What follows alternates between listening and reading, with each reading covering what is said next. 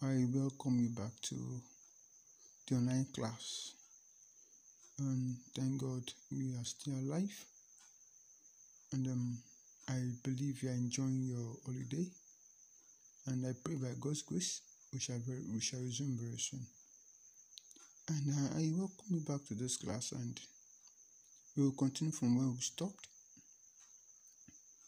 The topic before us today is angles 2, and the subtopic is angle between lines. Angles between lines. Remember, previously we have discussed about angles as where two lines meet, and we have also talked about types of angles. If you can remember, we talked about acute angle that are less than 90 degrees. We talked about obtuse angles that are less than 180 degrees but are more than 90 degrees. We talked about right angle triangle, which is angle that is equals to 90 degrees. We talked about straight line angle, which is 180 degrees. We talk about reflex angle less than 360 degrees but more than 180 degrees. And we talk about a complete rotation, which is revolution, which is angle 360 degrees. And today we'll continue from there, looking at angles between lines. So let's look into the lesson objectives. By the end of the lesson, students should be able to identify angles between lines. B. Calculate angles between lines using the properties of adjacent angle, vertically opposite angles, and angles at a point. So this is what is expected of you to be able to do after this lesson. And I believe and pray that you will have understanding to do this. So now let's move to the lesson proper. Angles between lines. The first one we'll talk about is adjacent angles on a straight line. Here we see that when two angles lie beside each other and have a common vertex, we say they are adjacent to each other. Remember, vertex is the point where two edges meet. So from the diagram here, we have a straight line and a slant line where we have our x degree and y degree. So the diagram here shows adjacent angles, and we are told here that adjacent angles add up to 180 degrees. That is, when you add the x degree plus y angle together, the answer you get is 180 degrees. Adjacent angles on a straight line are also called supplementary angles. Once again, adjacent angles on a straight lines are called supplementary angles. While when two angles sum up to 90 degrees, we call that complementary angles. Remember, we said that earlier in our former class. So let's go to solve examples on adjacent angles on a straight line. So example, find the value of the unknown marked angles. A, we have the diagram x plus 48 degrees. Then B, we also have the diagram x plus 121 degrees. Solution. So since these angles are adjacent to each other, and we are told that adjacent angles add up to 180 degrees, what we need to do is to add the two angles together and equate them to 180 degrees. So for the first one, we have our x degree plus 48 degrees equals to 180 degrees. Reason adjacent angles. Now, this is very important. You must put the reason for doing a particular thing while solving questions on angles and then triangles, quadrilaterals. So in this, we see that the sum of these two angles is equals to 180, and we call it adjacent angle. You must always put the reasons for doing that. So we have, when we collect like times, we have x degree equals to 180 degree minus 48 degree.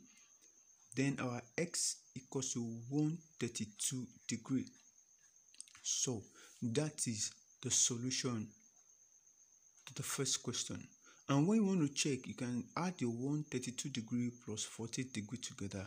You're going to have 180 degree, which is an adjacent or supplementary angle.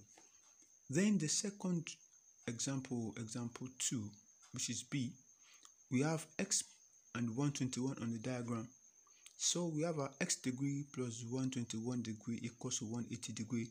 You also notice that I put my reasons for adding the two angles together and equating them to 180 degree because they are adjacent angles. So my x degree equals to 180 degree minus 121 degree, and our final answer is 59 degree. So when we add our 59 plus 121 degree, our answer will be 180 degree. That is adjacent angle or supplementary angle. Now let's move to the next one. We have angles at a point. All angles at a point together form a complete rotation. And a complete rotation is 360 degree. So when you add all angles that form a complete rotation together, the answer you get is 360 degree. And we call that angles at a point. In this diagram, we have W, X, Y, and Z. So we notice that we added all this together. W plus X plus Y plus Z equals to 360 degree. That is the sum of angles at a point. Example, find the value of the non-marked angles. So here we have 121 degree in the diagram plus 72 degree plus 8 degree plus 37 degree plus 46 degree. So and the second we have 139 degree, X degree, Y degree, 146 degree. So we can see that the two questions are angles at a point. So each of them forms a complete rotation. So let's solve them one after the other. For the first one, we have a 122 degree plus 72 degree plus 8 degree plus 37 degree plus 46 degree equals to 360 degree. We call that angles at a point. So the reason for me adding everything together and equating them to 360 degree is because they are angles at a point. So when we add our 122 plus 72 plus 37 plus 46 together, what we get is 277 plus 8 degree equals to 360 degree. Then when we collect the like times, we have our 8 degree equals to 360 minus 277. Therefore, A equals to 83 degree. So when you change the value of A to be 83 degree and you add them together, your answer will be 360 degree. Why? Because they are angles at a point. Let's go to this next slide to see the solution. Second example. You notice that we are not having 4 numbers and a single alphabet, the unknown angle. So here we are having 2 unknown angles, that's angle X and angle Y. So because of this, we are going to employ the adjacent angle to solve this. So we are going to look at the upper part is an adjacent angle and the down part is also what? An adjacent angle. So until we get an angle, one of the unknown, then we can make use of our 360 degree, which is angles at a point, to solve the issue. So here we have 139 plus X equals to 180 degree. That is adjacent angle. You can see I endeavored to put the reason there. Very important. Note this. It is very important again. So our X degree equals to 180 minus 139. Our X equals to 41 degree. So that's that for that. So now that we have gotten the value of X, we can now get the value of Y using any method we think or we deem fit. And for Y, now that we have the value of X, we can do it in two ways. That is, you can get the value of y in two ways. You can either use the adjacent angles approach or angles at the point approach. So I did the two here so that you can just choose the one that you like.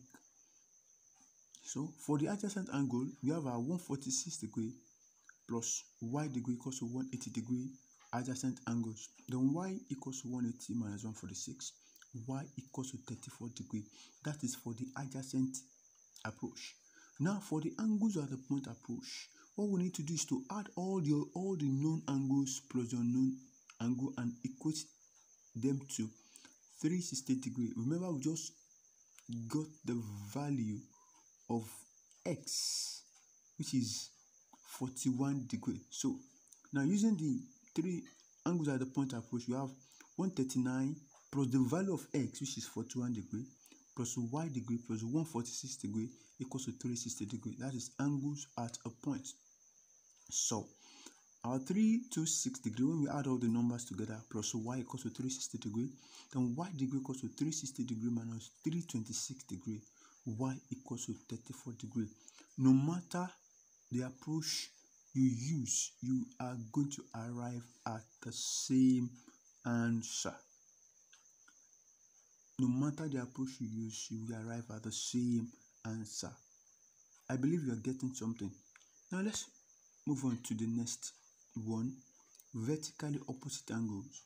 When two straight lines intersect, they form four angles. This means that the two angles opposite each other is equal. This means that the two opposite angles opposite each other are equal rather.